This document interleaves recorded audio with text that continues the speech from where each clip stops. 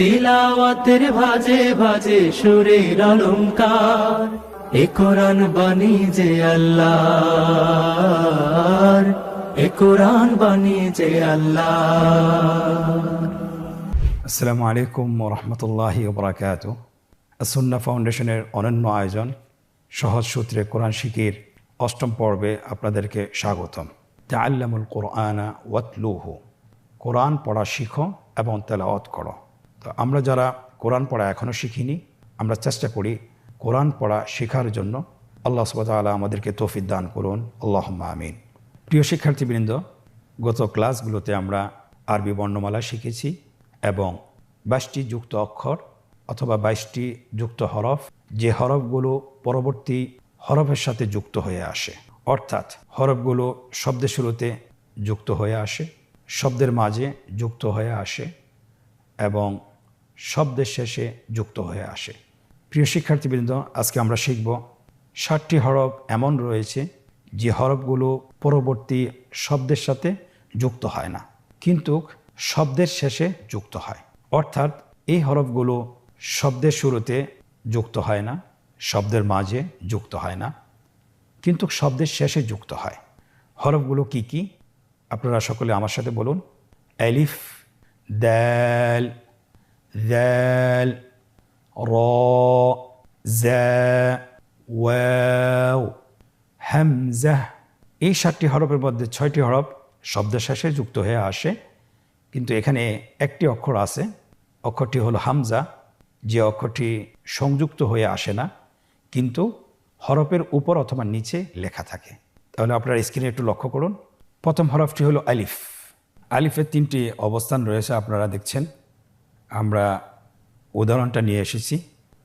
শব্দের শুরুতে আলিফের অবস্থানের উদাহরণ আপনারা স্ক্রিনে দেখতে পাচ্ছেন। আলিফ, মিম, র। শব্দের মাঝের উদাহরণ র, হামজা, আলিফ, হামজা। শব্দের শেষের উদাহরণ সিন, মিম, আইন, নুন, আলিফ। 3টি অবস্থানকে একসাথে দেখানো হয়েছে। আলিফ, আলিফ, আলিফ। আলিফটি আমরা কিভাবে লিখব? আমরা জানি যে আরবি হরফ লিখতে হলে ডান দিক থেকে শুরু করতে হয়। তাহলে আপনারা স্ক্রিনে দেখতে পাচ্ছেন শব্দের শুরুতে আলিফ কীভাবে লিখবেন লেখা হয়েছে, শব্দের মাঝে আলিফ কীভাবে লিখবেন সম্পন্ন হয়েছে, শব্দের শেষে কীভাবে লিখবেন লেখা সম্পন্ন হয়েছে, এবং যুক্ত হরফের 3টি অবস্থান একসাথে লিখে দেখানো হচ্ছে। আলহামদুলিল্লাহ, লেখা সম্পন্ন হয়েছে। প্রিয় শিক্ষার্থীবৃন্দ, শব্দের শেষে 7টি হরফ যুক্ত হয়, তার মধ্যে থেকে একটি হরফ শেষ করেছি। আজকের দার্সের দ্বিতীয় হরফ হলো দাল। আমরা জানি এখানে 2টি অক্ষর আছে, দেখতে একই রকম, দাল এবং দাল, শুধুমাত্র নোক্তার পার্থক্য রয়েছে। কিন্তু এই 2টি হরফ কিভাবে লিখব আমরা? শব্দের মাঝে, শব্দের শুরুতে কিভাবে আসে, শব্দের মাঝে কিভাবে আসে, শব্দের শেষে কিভাবে আসে, আপনারা স্ক্রিনে দেখতে পাচ্ছেন। উদাহরণ সহকারে আমরা নিয়ে এসেছি। শব্দের শুরুতে দাল তার পূর্ণ রূপে আসে, কোনো ধরনের পরিবর্তন হয় না। আপনারা দেখতে পাচ্ছেন উদাহরণটি হলো দাল, ইয়া, নুন। শব্দের মাঝে দালের অবস্থান দেখুন, কোনো ধরনের আকৃতি পরিবর্তন হয়নি, শুধুমাত্র আগের সাথে সম্পৃক্ত হয়েছে। বা, দাল, মিম। শব্দের শেষে দালের অবস্থান একই রকম, দেখুন, ওয়াও, জিম, দাল। এবং এই হরফটির 3টি অবস্থান আমরা একসাথে নিয়ে এসেছি, আপনারা দেখতে পাচ্ছেন। দাল, দাল, দাল। শুধুমাত্র শেষের 2টির অবস্থান পরিবর্তন হয়েছে, অর্থাৎ শব্দের মাঝে এবং শব্দের শেষে আগের সাথে সম্পৃক্ত করা হয়েছে, সেই চিহ্নটি রয়েছে। দাল হরফটি কিভাবে লিখতে হবে স্ক্রিনে লক্ষ্য করুন। দাল হরফটি লেখা সম্পন্ন হয়েছে। শব্দের মাঝে দাল কিভাবে আসে আপনি দেখতে পাচ্ছেন, লেখা সম্পন্ন হয়েছে। শব্দের শেষে দাল কিভাবে আসে, কিভাবে লিখতে হয় লক্ষ্য করুন, লেখা সম্পন্ন হয়েছে। 3টি হরফ আমরা একসাথে লিখছি, শব্দের শুরুতে, শব্দের মাঝে এবং শব্দের শেষে। দেখুন লেখা সম্পন্ন হয়েছে, আলহামদুলিল্লাহ। তাহলে আমরা দাল অক্ষরটিও আমরা পরিপূর্ণভাবে শিখলাম যে শব্দের শুরুতে দালের অবস্থান, শব্দের মাঝে এবং শব্দের শেষে কিভাবে আসে। আলহামদুলিল্লাহ আমরা শিখতে পেরেছি। প্রিয় মুসলিম ভাই ও বোনেরা, আলহামদুলিল্লাহ আজকের দর্শে আমরা দ্বিতীয় হরফটি শেষ করেছি। আমরা এখন তৃতীয় হরফটি শিখব। আপনারা দেখতে পাচ্ছেন তৃতীয় হরফটি সেম দ্বিতীয় হরফটির মতো। আপনারা স্ক্রিনে দেখতে পাচ্ছেন আমরা দালেরও শব্দের শুরুতে কিভাবে আসে এবং শব্দের মাঝে কিভাবে আসে এবং শব্দের শেষে কিভাবে আসে আপনারা দেখতে পাচ্ছেন স্ক্রিনে। আমরা উদাহরণগুলো বলছি। শব্দের শুরুতে দালের অবস্থান দাল, হা, বা। শব্দের শুরুতে দালটা পৃথক হয়ে আসে। শব্দের মাঝে দালটি যুক্ত হয়ে আসে, মিলে আসে, পৃথক হয়ে আসে না। আপনারা দেখতে পাচ্ছেন উদাহরণ হা, দাল, র। এমনিভাবে শব্দের শেষেও দাল হরফটি যুক্ত হয়ে আসে, পৃথক হয়ে আসে না। আপনারা স্ক্রিনে দেখতে পাচ্ছেন উদাহরণটি আমরা বলছি খ, দাল। তিনটি অবস্থান আপনারা একসাথে দেখতে পাচ্ছেন শেষের রোতে। একসাথে আপনারা বলুন দাল, দাল, দাল। দাল হরফটি কীভাবে লিখতে হবে? দালের মতোই সেম, শুধুমাত্র উপরে একটি নোক্তা বসাতে হবে অথবা একটি ফোঁটা বসাতে হবে। আপনারা স্ক্রিনে দেখতে পাচ্ছেন শব্দের শুরুতে দাল কিভাবে লেখা হয়, শব্দের মাঝে কিভাবে লেখা হয়, শব্দের শেষে কিভাবে লেখা হয় এবং তিনোটা অবস্থান কিভাবে একসাথে লিখবেন সেটাও আপনারা দেখতে পাচ্ছেন। আলহামদুলিল্লাহ লেখা সম্পন্ন হয়েছে। প্রিয় মুসলিম ভাই বোনেরা, আমরা এখন চতুর্থ হরফটি শিখব। আপনারা দেখতে পাচ্ছেন স্ক্রিনে চতুর্থ হরফ এবং পঞ্চম হরফ দেখতে একই রকম, শুধুমাত্র নোক্তার পার্থক্য রয়েছে। হরফ দুটোর নাম র এবং পঞ্চম হরফটির নাম জ্যা। র, জ্যা। র কীভাবে শব্দের শুরুতে আসে, শব্দের মাঝে আসে এবং শব্দের শেষে আসে উদাহরণসহ আপনারা দেখছেন। আমরা শব্দের শুরুর উদাহরণটি পড়ছি। আপনারা আমার সাথে বলতে পারেন র, জিম, জ্যা।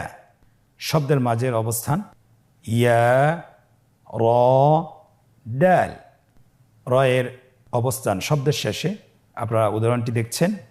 আপনারা আমার সাথে বলুন শিন, হ্যাঁ, র। তিনটি অবস্থান একসাথে দেখতে পাচ্ছেন শেষের রোতে। আমরা একসাথে বলি র, র, র। আমরা এখন র হরফটি কীভাবে লিখতে হয় সেটা শিখব। র হরফটি খুব সহজ। আপনারা স্ক্রিনে দেখতে পাচ্ছেন শব্দের শুরুতে র লেখা হয়েছে, শব্দের মাঝের র লেখা হয়েছে, শব্দের শেষের র লেখা হয়েছে এবং তিনটি অবস্থানকে একসাথে করে লেখা হচ্ছে। আলহামদুলিল্লাহ সম্পন্ন হয়েছে। প্রিয় ভাই বোনেরা, আলহামদুলিল্লাহ আমরা যুক্তবর্ণ 4টি হরফ শিখে ফেলেছি। এখন আমরা শিখব পঞ্চম নাম্বার হরফটি। পঞ্চম নম্বর হরফটি হলো জ্যা। স্ক্রিনে আপনারা দেখতে পাচ্ছেন আমরা হরফটি শব্দের শুরুতে কিভাবে আসে, শব্দের মাঝে কিভাবে আসে, শব্দের শেষে কিভাবে আসে উদাহরণসহ আমরা নিয়ে এসেছি। আপনারা শব্দের শুরুর উদাহরণটি দেখুন, লেখা আছে জ্যা, ব্যা, র। শব্দের মাঝের উদাহরণটি দেখুন, আমার সাথে বলুন নুন, জ্যা, গইন। শব্দের শেষে জায়ের উদাহরণ আপনারা দেখতে পাচ্ছেন কাফ, নুন, জ্যা। কাফ, নুন, জ্যা। যা হরফটি কিভাবে লিখবেন স্ক্রিনে আপনারা দেখতে পাচ্ছেন। রয়ের মতো আগের হরফটি আমরা যেভাবে লিখেছি সেভাবে লিখব, শুধুমাত্র র হরফটির উপরে একটি ফোঁটা বসাবো। আপনারা দেখতে পাচ্ছেন শব্দ শুরুতে যা লেখা হয়েছে, শব্দের মাঝে লেখা হচ্ছে, শব্দের শেষে যা কিভাবে লিখতে হয় লেখা হচ্ছে এবং তিনটি অবস্থান একসাথে লেখা হয়েছে। আলহামদুলিল্লাহ। প্রিয় শিক্ষার্থীবৃন্দ, আলহামদুলিল্লাহ স্বল্প সময় আমরা যুক্ত হরফের 5টি হরফ সম্পন্ন করেছি। যে হরফগুলো শব্দের শুরুতে যুক্ত হয় না, শব্দের মাঝে যুক্ত হয়ে আসে না, কিন্তু শব্দের শেষে যুক্ত হয়ে আসে। 6 নম্বর হরফটি হলো ওয়াও। আপনারা একসাথে আমার সাথে বলুন ওয়াও। স্ক্রিনে লক্ষ্য করুন শব্দের শুরুতে ওয়াওয়ের অবস্থান, শব্দের মাঝে ওয়াওয়ের অবস্থান এবং শব্দের শেষে ওয়াও হরফটির অবস্থান উদাহরণ সহ দেওয়া আছে। শব্দের শুরুতে ওয়া এর উদাহরণ আপনারা একসাথে বলুন ওয়াও, সিন, আইন। শব্দের মাঝের উদাহরণ একসাথে বলুন কফ, ওয়াও, লাম। এখানেও আপনারা দেখতে পাচ্ছেন হরফটি পৃথক হয়ে আসেনি, মিলে এসেছে। শব্দের শেষের ওয়ায়ের উদাহরণটি আমার সাথে বলুন। হ্যাঁ ওয়াও, এখানেও ওয়াও হরফটি পৃথক হয়ে আসেনি, যুক্ত হয়ে এসেছে। আপনারা এই ঘরটির শেষের রোতে আপনারা দেখতে পাচ্ছেন 3টি অবস্থানকে একসাথে দেখানো হয়েছে। ওয়াও হরফটি আমরা কিভাবে লিখব? খুবই সহজ। আপনারা স্ক্রিনে দেখতে পাচ্ছেন শব্দ শুরুতে ওয়াওটি কিভাবে লেখা হচ্ছে, শব্দের মাঝে এবং শব্দের শেষে, এবং 3টি অবস্থানকে একসাথে লেখা হচ্ছে। আলহামদুলিল্লাহ, কতই না সহজ ওয়াও হরফটি লেখা হয়েছে। আলহামদুলিল্লাহ। সম্মানিত শিক্ষার্থী ভাই ও বোনেরা, আজকে দর্সের শেষ হরফটি আমরা শিখব। হরফটির নাম হলো হামজা। হামজা হরফটি যুক্ত হয়ে আসে না, কিন্তু হরফের উপরে অথবা নিচে লেখা থাকে। আপনারা স্ক্রিনে দেখতে পাচ্ছেন হামজা হরফটি শব্দের শুরুতে কিভাবে আসে, শব্দের মাঝে কিভাবে আসে, শব্দের শেষে কিভাবে আসে। উদাহরণসহ আপনারা দেখতে পাচ্ছেন শব্দের শুরুতে হামজার উদাহরণ আমার সাথে বলুন। হামজা বা তা। আপনারা দেখতে পাচ্ছেন আলিফের উপর হামজাটি লেখা আছে এবং সেটা পরবর্তী অক্ষরের সাথে যুক্ত হয়নি, পৃথক হয়ে আছে। শব্দের মাঝে হামজার উদাহরণ আপনারা স্ক্রিনে দেখতে পাচ্ছেন। উদাহরণটি আমার সাথে বলুন। ইয়া হামজা সিন। দেখুন হামজা হরফটি কিন্তু যুক্ত হয়ে আসেনি, একটি হরফের উপর লেখা হয়েছে। শব্দের শেষে হামজার উদাহরণ স্ক্রিনে দেখুন এবং আমার সাথে বলুন। নুন বা হামজা। 3টি অবস্থানকে একসাথে দেখানো হয়েছে। হামজা হামজা হামজা। হামজা হরফটি কিভাবে লিখবেন স্ক্রিনের দিকে লক্ষ্য করুন। শব্দের শুরুতে হামজা লেখা হচ্ছে, শব্দের মাঝে হামজা কিভাবে লিখতে হয় লেখা হচ্ছে, এবং শব্দের শেষে কিভাবে লিখতে হয় লেখা সম্পন্ন হয়েছে। 3টি অবস্থানকে একসাথে কিভাবে লিখতে হয় সেটাও লেখা সম্পন্ন হয়েছে। আলহামদুলিল্লাহ। প্রিয় ভাই ও বোনেরা, আলহামদুলিল্লাহ, আজকে দর্সের আমরা 7টি যুক্ত বর্ণ শিখেছি, যে হরফগুলো শব্দের শুরুতে যুক্ত হয়ে আসে না, শব্দের মাঝেও যুক্ত হয়ে আসে না, কিন্তু শব্দের শেষে যুক্ত হয়ে আসে। এর 7টি হরফ থেকে 6টি হরফ শব্দের শেষে যুক্ত হয়, কিন্তু একটি হরফ সাধারণত হরফের উপরে অথবা নিচে লেখা হয়। তাহলে আজকের দর্সে আমরা আশা করছি বুঝতে পারছেন। আপনারা চেষ্টা করবেন বাসায় প্র্যাকটিস করার জন্য, বেশি বেশি অনুশীলন করার জন্য। তাহলে কোরআন তেলাওয়াত করার সময় আমরা হরফগুলো সঠিকভাবে চিনতে পারবো এবং বুঝতে পারবো ইনশাআল্লাহ। এখন আমরা মজার একটি পর্বে প্রবেশ করছি। সেটা হলো যে আমরা কতটুকু শিখেছি অথবা কতটুকু আমরা হরফগুলো চিনেছি, সেটা পরীক্ষার মাধ্যমে আমরা নিজেদেরকে যাচাই করব। আপনারা স্ক্রিনে লক্ষ্য করুন, এখানে 3টি পর্ব রয়েছে। প্রথম পর্বে বলা হয়েছে নিম্নোক্ত শব্দাবলী থেকে হরফগুলো পৃথক করে লিখুন। আপনারা দেখছেন স্ক্রিনে এখানে অনেকগুলো শব্দ লেখা আছে। প্রত্যেকটি হরফকে শব্দগুলো থেকে পৃথক করে আপনাকে লিখতে হবে। তাহলে স্ক্রিনে লেখা হচ্ছে, আমিও বলছি, আপনারাও এটা আলাদা করে লিখুন, পৃথক করে লিখুন। আইন, মিম, ইয়া, তা, সিন, আলিফ, হামজা, লাম, ওয়াও, নুন, আইন, নুন, আলিফ, লাম, নুন, বা, হামজা, আলিফ, লাম, আইন, য, ইয়া, মিম। আলহামদুলিল্লাহ, লেখা হয়েছে। পরবর্তী শব্দগুলো আমরা পৃথক করে আবার লিখি। আলিফ, লাম, যাল, ইয়া। আপনারা স্ক্রিনের দিকে লক্ষ্য করুন, পৃথক করে লেখা হচ্ছে।